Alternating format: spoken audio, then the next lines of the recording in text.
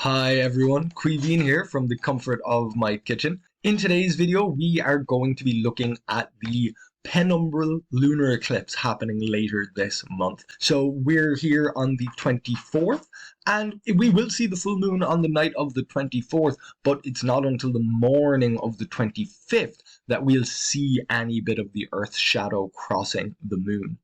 And this means that the moon is almost directly behind us. It's not in the darkest part of our shadow, the umbra, but it is at the edge of our shadow, in the penumbra. And very often, when the moon is directly behind us, when it's full at a particular part of the month, there's a good chance that it will also be directly in front of the sun when it comes around to new. So this penumbral lunar eclipse that we're seeing here right at the end of March, it is connected or related to the solar eclipse that we're going to see on the 8th of April if we're in North America and some parts of Central America and the Pacific as well.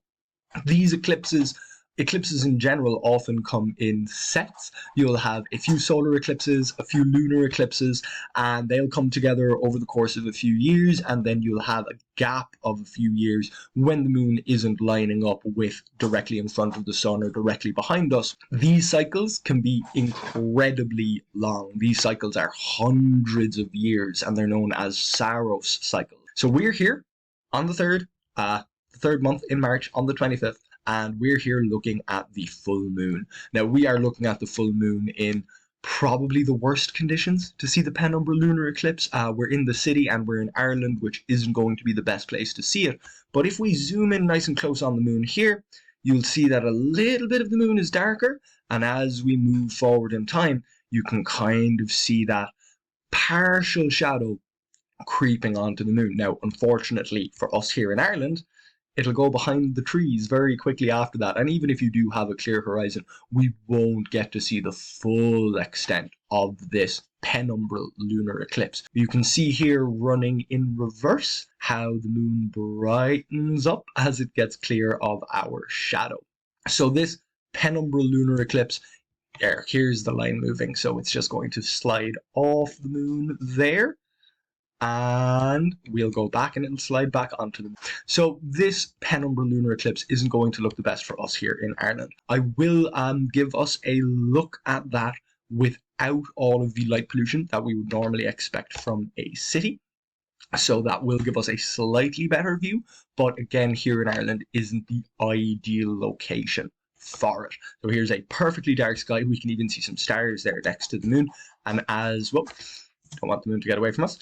As we move forward, we should start to see that shadow creeping onto the moon. There it is. Definitely a little bit easier to see. If I were to get rid of the atmosphere entirely, which I should be able to do, here we go.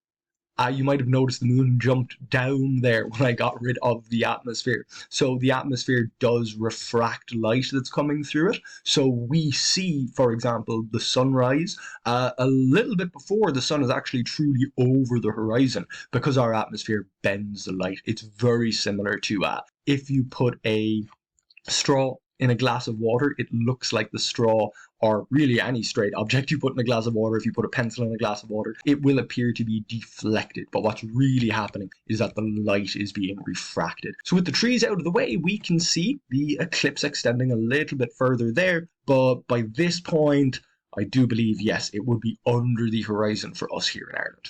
So this penumbral lunar eclipse, you can technically see it from here in Ireland. You can. But it will be very tricky, it will be very faint, it will be hard to spot, and it is only a penumbral lunar eclipse, so it'll make the moon appear a little bit darker, but it won't make it take on that lovely reddish color of a total lunar eclipse. And sometimes we will get a penumbral lunar eclipse paired up with a total solar eclipse, or you can get an annular solar eclipse paired up with a total lunar eclipse. So these things can be a little bit complicated because, of course, there's so many things involved. There's the moon and it's distant from us, there's the sun, and there's the tilt of our axis, our axial tilt, causing the moon to orbit our equator, and that doesn't line up perfectly with the ecliptic. And of course, that's a topic I've discussed on this channel several times before. Now, one of the best places to see this penumbral lunar eclipse is going to be around here. If you are in northern latitudes or in southern latitudes, the moon won't pass directly overhead. It will appear lower in the sky, but it will still be visible in this region while it's passing through the best part of the eclipse, close to the totality of the lunar eclipse. We normally talk about totality when we're talking about solar eclipses because it's much more dramatic, especially with a total solar eclipse. So here we are on the Galapagos Islands. It might not look like it, given that we're still seeing the grass and trees from the Beaujolais region of France. That's the landscape that we're seeing here. Of course, there are ways to put new surfaces into stellarium. You can make it look like you're standing on the moon or in a snowy forest. There are a lot of different options. So here we are on the 24th. The moon is very nearly at its highest. And here we go. There's the Earth's shadow sliding right over it. And off the other side just a little bit later. So this is something you'll only get to see if you are at the right longitude, because the peak of the eclipse will happen when it's over a certain part of the Earth. So we'd see the moon setting. I'll go back to the beginning of the eclipse. It does look upside down. We're at the equator, so things will look a little bit different. Here we go. So we will see this from here in Ireland. We'll see it the other way up, but that's because we're on the other side of the equator from the location that I've chosen here. As the moon moves into our shadow around here, it will set for us in Ireland. But as we can see, it continues to in-shadow the moon up until about this point. So it doesn't quite cover it entirely, or just barely covers it entirely.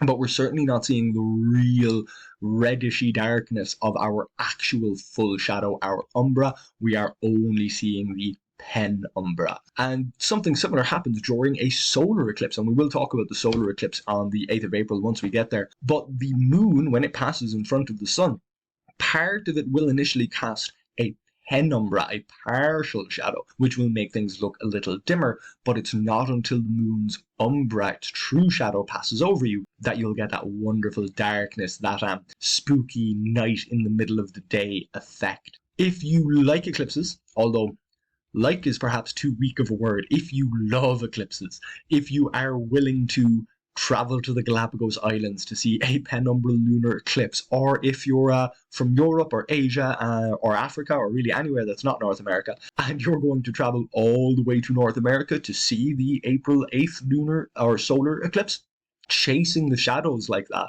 going to find these eclipses even when you need to take a cruise through the ocean to catch the eclipse at its best. People who do that are known as umbraphiles, people who love the shadow. So the same way a bibliophile loves books and a musicophile loves music, an umbraphile loves the shadow cast by eclipses. Although, of course, there's a lot more going on than just the visual shadow. When a solar eclipse occurs, you get the drop in temperature. You often get altered behavior in animals because they think it's nighttime, of course.